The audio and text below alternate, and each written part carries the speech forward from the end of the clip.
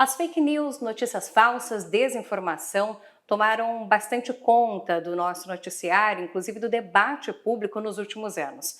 Mas as notícias falsas, elas não se resumem a campanhas eleitorais, a debates políticos. Elas também podem afetar outras áreas da nossa vida enquanto sociedade. Uma delas é a saúde.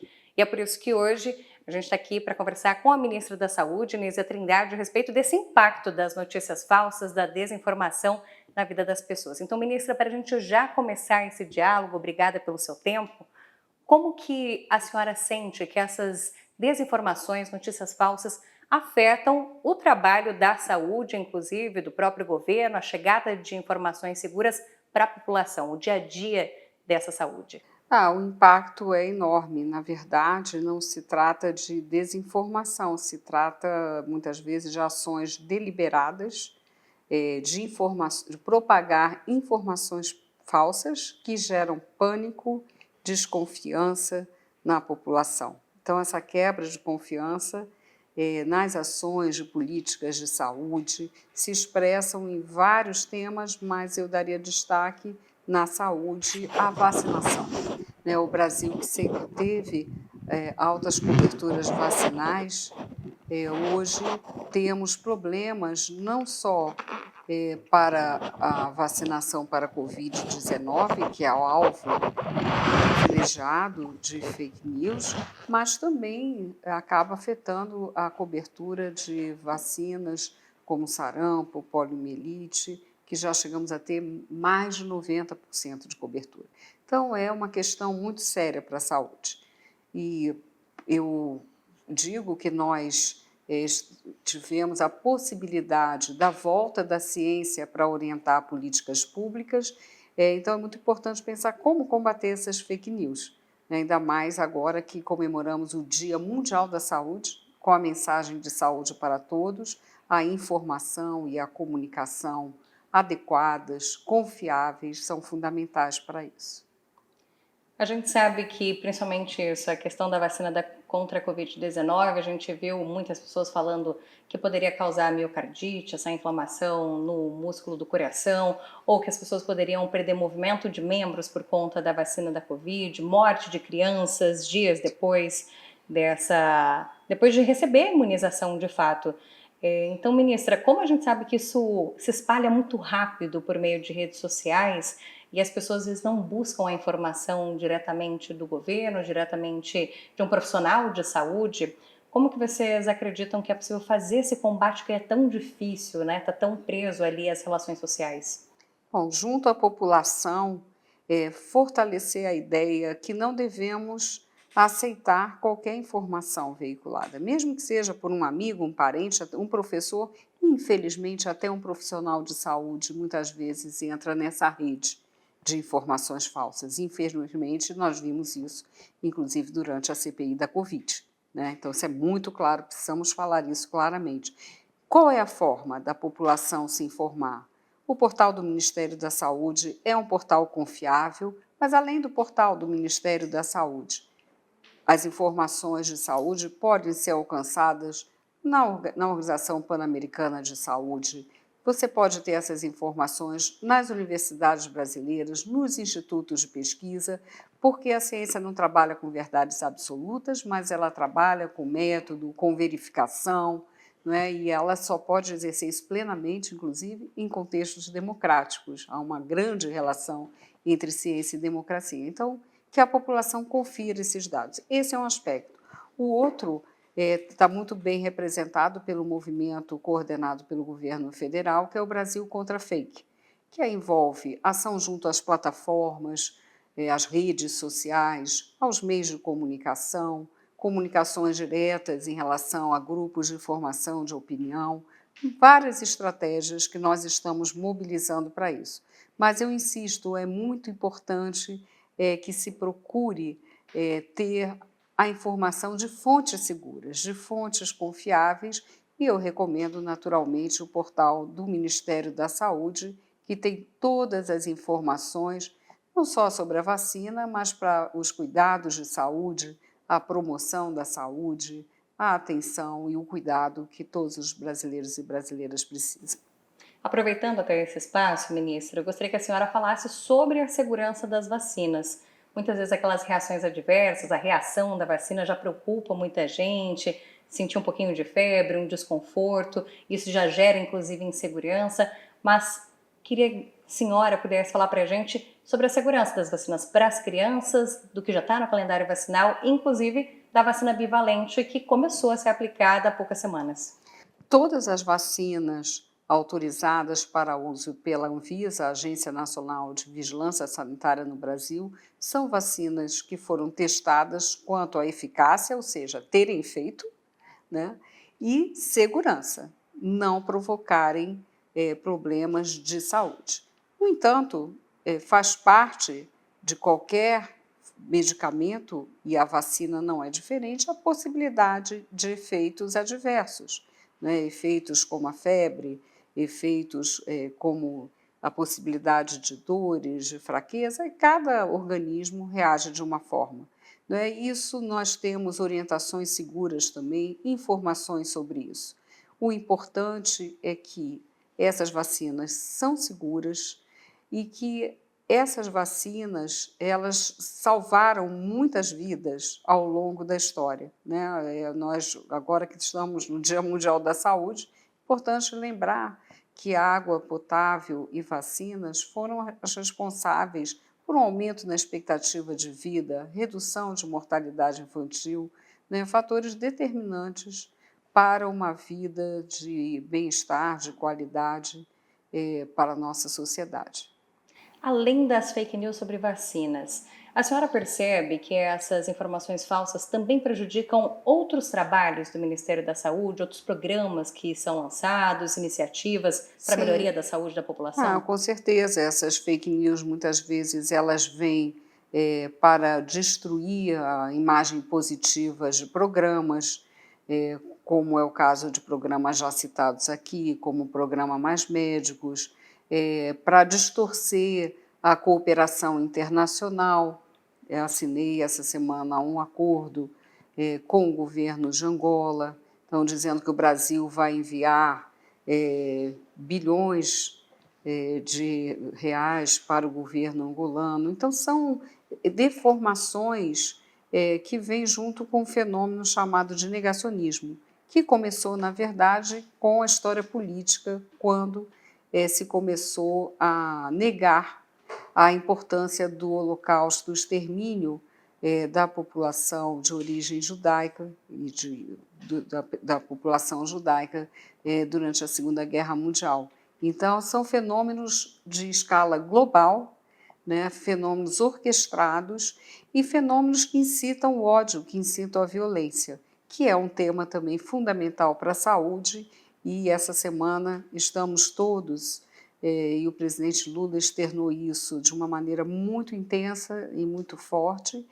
comovidos com a tragédia inenarrável, né, que afetou as crianças na creche no município de Blumenau, né? A morte das crianças entre 4 e 7 anos é algo assim impensável, né, que seja um ato possível de um ser humano, mas acontecem fatos assim, e esses fatos tendem a ser também muitas vezes estimulados na rede, né, mostrando um estímulo ao ódio, à falta de empatia.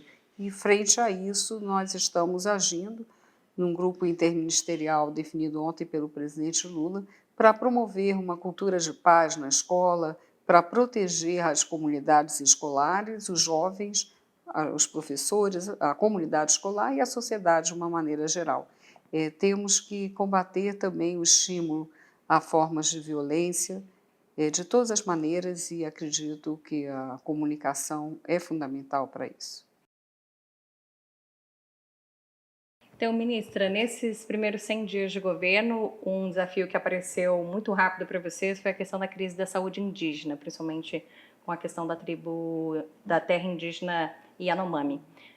Como que vocês estão trabalhando no governo para que casos como o que a gente viu não voltem a acontecer, que essa situação não se repita em outros territórios indígenas também aqui no país? Bom, nós primeiro trabalhamos na emergência, cuidando da população, cuidando da nutrição das crianças, que eram dos grupos mais atingidos pela crise, que tem uma origem no garimpo ilegal. Então, não repetir essas ações significa evitar que se repitam esse processo de intrusão, como é definido, né, por atividade de garimpo ilegal, que contamina os rios e que alteram o modo de vida das populações, com impacto gravíssimo na sua saúde.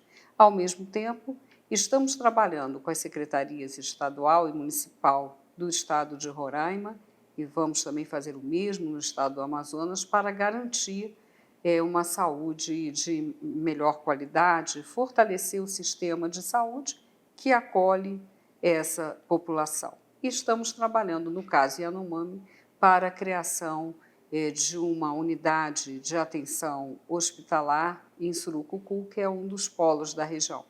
Mas teremos a saúde como eixo fundamental e também toda a discussão ambiental e das condições de vida e do respeito, né, aos povos indígenas, como define a nossa Constituição, em todas as ações de governo. E a saúde tem um papel nesse sentido muito forte, porque nós temos uma política pública, como muitas lideranças indígenas comentam, 24 horas no território, que é o subsistema de saúde indígena, que é uma responsabilidade do governo federal, através do Ministério da Saúde. E, ministra, no próprio governo de transição, a saúde indígena já era algo que também estava preocupando os profissionais que estavam trabalhando, analisando o que a gente estava pegando do governo anterior, o que vocês deveriam trabalhar a respeito disso. Mas, mesmo sabendo que já havia deficiências na saúde indígena, a situação que vocês encararam pessoalmente, ver ali de fato o que estava acontecendo, foi mais impressionante do que vocês esperavam ou já dava para se medir mesmo aquela situação? Eu já comecei a gestão, já no início de janeiro, né, alertando a todo o Ministério e dialogando com o presidente Lula sobre o que tinha visto durante o período da transição e mesmo antes, porque acompanhei todo o trabalho que foi feito para a proteção dos povos indígenas durante a pandemia de Covid-19, né, que ainda está em curso, mas numa outra fase, e com as ações no Supremo Tribunal Federal e muitas respostas técnicas que foram dadas no sentido de proteger os povos indígenas, de uma maneira geral. Então, não posso dizer que a gravidade da saúde indígena fosse desconhecida, mas realmente o que aconteceu no território Yanomami foi um agravamento intenso dessas condições.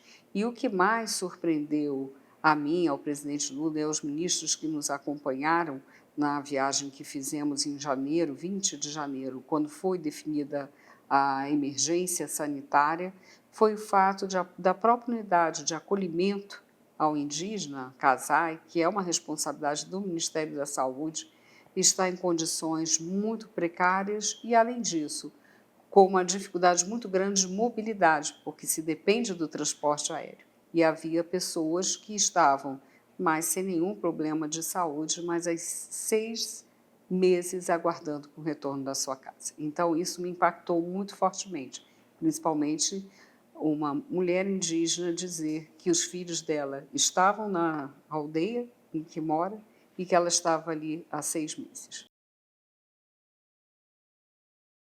Além disso, outro grande desafio que vocês têm para esse governo é a questão da cobertura vacinal. Um problema que a gente já vinha observando nos últimos anos, como as taxas estão caindo cada vez mais, mas há uma preocupação do governo agora de fazer com que essas taxas voltem a passar de 80% a 90% em cobertura.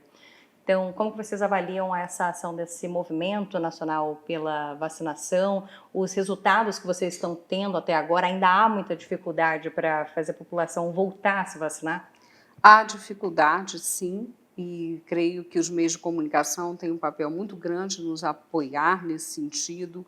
E a nossa ideia com o Movimento Nacional pela Vacinação foi justamente de não restringir ao Ministério da Saúde, uma ação pactuada com o Conselho dos Secretários Estaduais e Municipais de Saúde de todo o país, não é um movimento só do governo federal, e queremos que seja um movimento da sociedade. Isso é muito importante, porque se a vacina de Covid foi alvo de tantas fake news E nós vimos, mesmo com esse dado de mais de 700 mil vidas perdidas, foi a vacina que impediu uma tragédia ainda maior, né? Isso está comprovado com pesquisas e com dados, e ainda assim temos campanhas de fake news e antivacinas. Ao mesmo tempo, algumas doenças que já haviam sido eliminadas do ponto de vista da circulação dos vírus voltam a ocorrer no Brasil e na região das Américas, como é o caso do sarampo,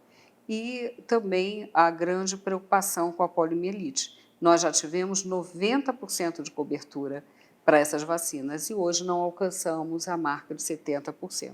Então tem que ser um esforço muito grande. Aproveito para dizer que no dia 10 de abril, este mês que comemoramos, no dia 7, o Dia Mundial da Saúde, estaremos iniciando a vacinação para a influenza.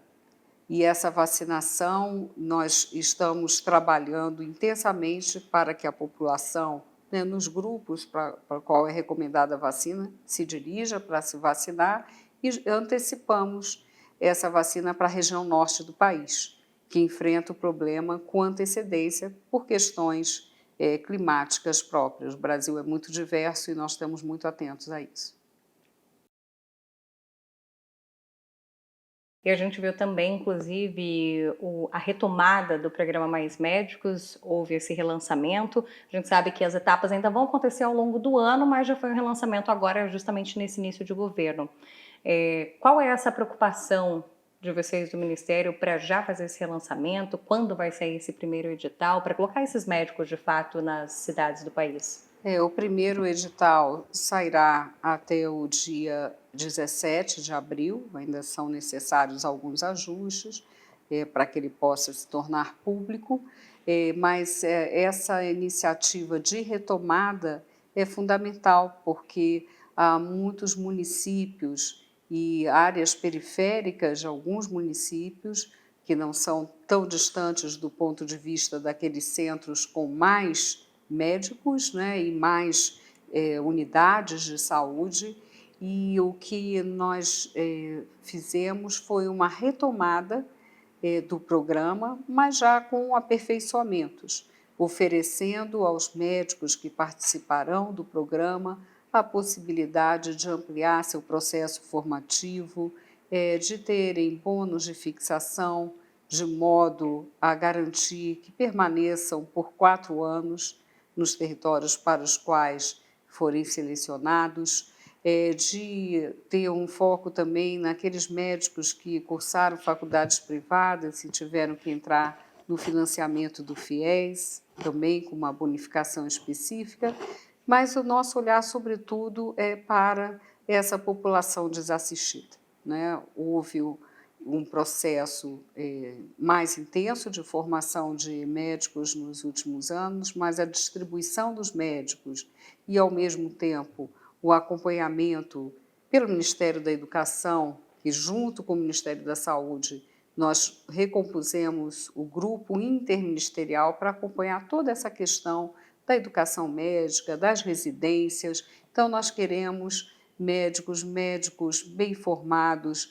médicos comprometidos em superar esses graves problemas de saúde da nossa população.